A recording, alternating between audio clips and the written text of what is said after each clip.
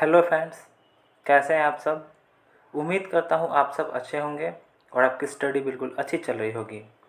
तो इस वीडियो में डिस्कस करेंगे सीटीआई या सीआईटीएस के प्रवेश परीक्षा के इलेक्ट्रीशियन के क्वेश्चंस के बारे में डिस्कस करेंगे, जो कि ये सेट नंबर 3 रहने वाला है और इसमें क्वेश्चंस की संख्या 25 रहने वाला है। और अगर आप लोगों ने इसके पहले वाला सेट नहीं देखा है, यानी कि सेट नंबर 1 और 2, तो आप जाकर देख सकते हैं। प्लेलिस्ट में इसका वीडियो आपको मिल जाएगा। तो आइए फ्रेंड्स, अब स्टार्ट करते हैं।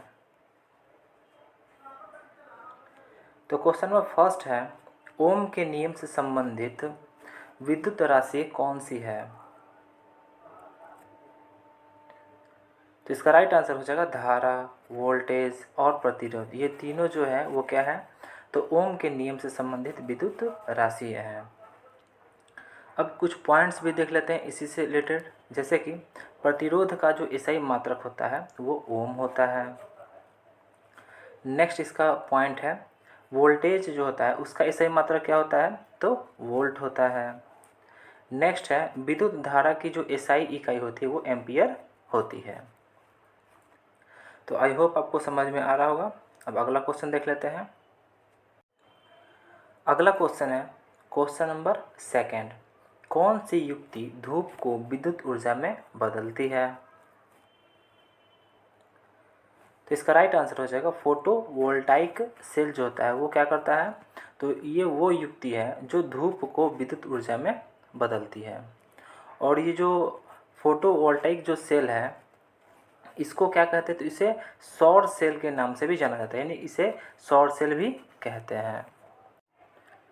अगला क्वेश्चन है क्वेश्चन नंबर थर्ड, बैटरी की क्षमता कैसे बताई जाती है। तो इसका राइट आंसर हो जाएगा एम्पियर आवर से, यानी कि बैटरी की जो क्षमता है वो एम्पियर आवर से बताई जाती है। अब कुछ पॉइंट्स को भी देख लेते हैं, जैसे कि बैटरी रासायनिक ऊर्जा भंडारित करता है। अगला क्वेश्चन है क्वेश्चन नंबर फोर्थ, द्रवों में विद्युत धारा प्रवाहित होना कौन सा प्रभाव है। तो इसका राइट आंसर हो जाएगा रासायनिक, यानी कि द्रवों में विद्युत धारा प्रवाहित होना ये रासायनिक प्रभाव है। अगला क्वेश्चन है क्वेश्चन नंबर 5, एक व्हीट स्टोन सेतु में गैल्वेनोमीटर द्वारा जब धारा नहीं बहती हो तो सेतु परिपथ को निम्न कहते हैं, यानी कि क्या कहते हैं। तो इसका राइट आंसर हो जाएगा संतुलित, यानी कि एक व्हीट स्टोन सेतु में गैल्वेनोमीटर द्वारा जब धारा नहीं बहती हो तो सेतु परिपथ को संतुलित कहते हैं। अगला क्वेश्चन है क्वेश्चन नंबर 6, किसी बंद परिपथ में सभी वोल्टेज ड्रॉप का योग शून्य के बराबर होता है, यह कथन किस नियम का है। तो इसका राइट आंसर हो जाएगा किरचॉफ, यानी कि किरचॉफ का दूसरा नियम का है। अब कुछ पॉइंट्स को भी देख लेते हैं इसी से रिलेटेड, जैसे कि इसे यानी कि से किरचॉफ का जो दूसरा जो नियम है इसको वोल्टता यानी वोल्टता नियम भी कहते हैं। अगला क्वेश्चन है क्वेश्चन नंबर 7, एल्यूमिनियम उदाहरण है।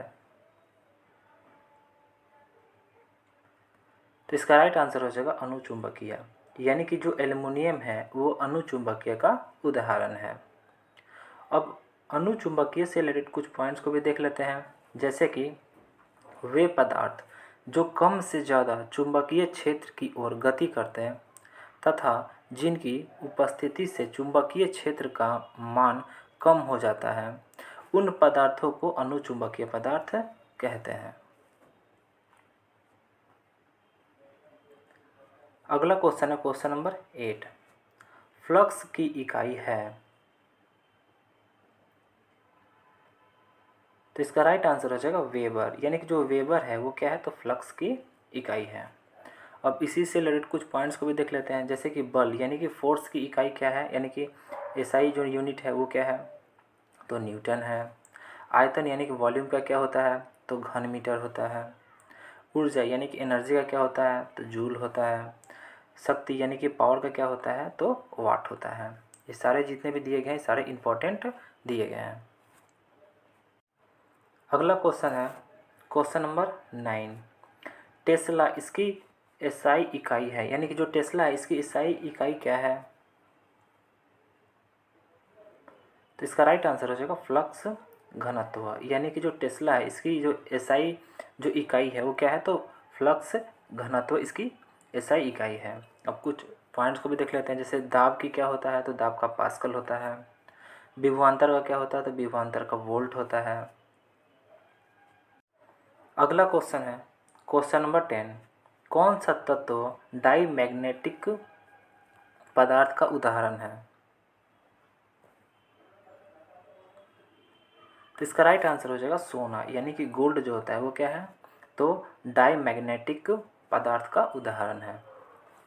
अब कुछ पॉइंट्स को भी देख लेते हैं सोना से रिलेटेड, जैसे कि जो सोना होता है इसका सिंबल क्या होता है, तो AU इसका सिंबल होता है, यानी कैपिटल A और स्मॉल u जो है इसका सिंबल होता है। और इसका एटॉमिक नंबर कितना होता है, तो 79 इसका एटॉमिक नंबर होता है। किसका, तो सोना का। अगला क्वेश्चन है क्वेश्चन नंबर 11। कौन सा पदार्थ प्रतिचुंबकीय है?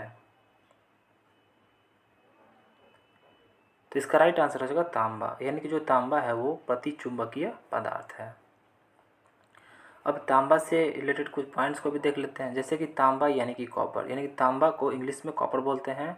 तो तांबा यानी कि कॉपर का जो सिंबल होता है वो क्या होता है, तो CU होता है, यानी कैपिटल C और स्मॉल u इसका सिंबल होता है। और इसका एटॉमिक नंबर कितना होता है, तो 29 इसका एटॉमिक नंबर होता है। किसका, तो तांबा का। अगला क्वेश्चन है क्वेश्चन नंबर 12। पदार्थ के फ्लक्स प्रति यूनिट एरिया को कहते हैं? तो इसका राइट आंसर हो जाएगा फ्लक्स घनत्व कहते हैं। अगला क्वेश्चन है क्वेश्चन नंबर 13। एक शॉर्ट सर्किट संधारित्र की दशा में ओम मीटर की रीडिंग होगी? तो इसका राइट आंसर हो जाएगा 0, यानी कि एक शॉर्ट सर्किट संधारित्र की दशा में ओम मीटर की जो रीडिंग होगी वो 0 होगी। अगला क्वेश्चन है क्वेश्चन नंबर 14। कैपेसिटर प्लेटों के मध्य डाई इलेक्ट्रिक पदार्थ के रूप में प्रयोग किया जाता है? तो इसका राइट आंसर हो जाएगा इंसुलेटेड पदार्थ का प्रयोग किया जाता है। अगला क्वेश्चन है क्वेश्चन नंबर 15। एक कैपेसिटर कार्य करता है? तो इसका राइट आंसर हो जाएगा DC को रोकता है, यानी कि एक जो कैपेसिटर जो होता है वो कौन सा कार्य करता है, तो DC को रोकता है। अब देख लेते हैं DC का फुल फॉर्म क्या होता है, तो DC का फुल फॉर्म होता है डायरेक्ट करंट, इसका फुल फॉर्म होता है। अगला क्वेश्चन है क्वेश्चन नंबर 16। अर्थिंग के लिए प्रयुक्त तार का रंग है?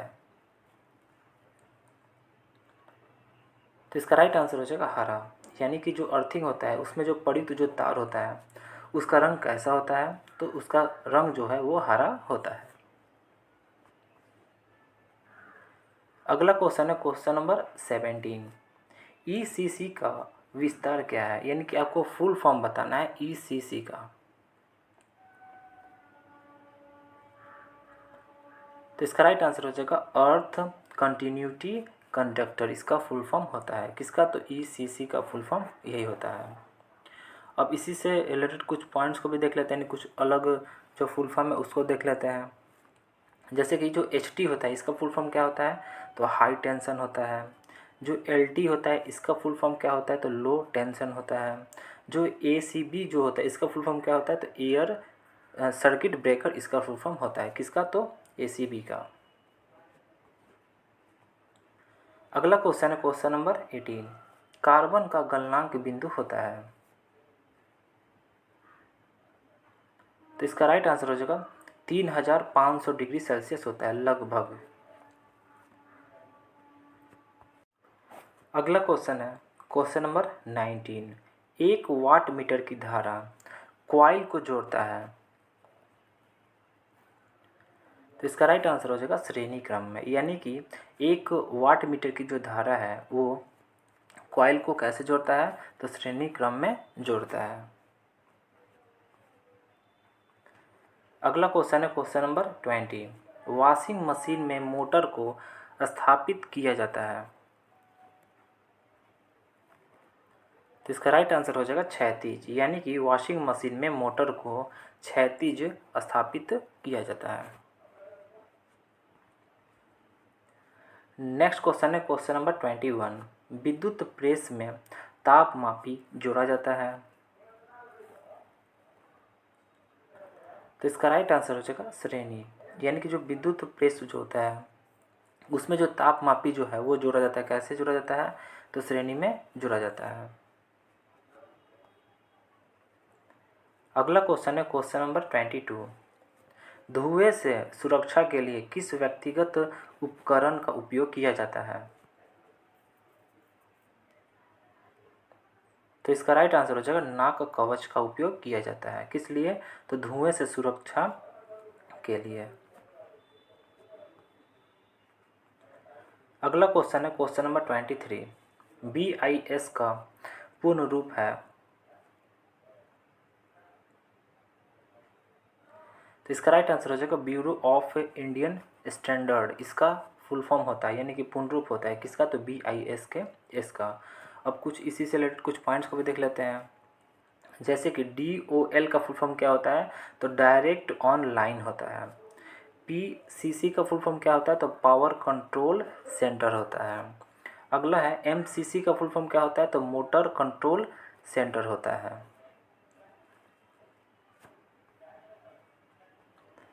अगला क्वेश्चन है क्वेश्चन नंबर 24। कौन से प्लायर का उपयोग तार के हुक और लूप बनाने में होता है। तो इसका राइट आंसर हो जाएगा लॉन्ग नोज प्लायर का उपयोग होता है। किस लिए, तो हुक और लूप बनाने में। अगला क्वेश्चन है क्वेश्चन नंबर 25। पिघले हुए शोल्डर को बार बार पिघलाने से क्या प्रभाव पड़ता है। तो इसका राइट आंसर हो जाएगा टीन का भाग कम हो जाता है। तो फ्रेंड्स आज के लिए इतना ही।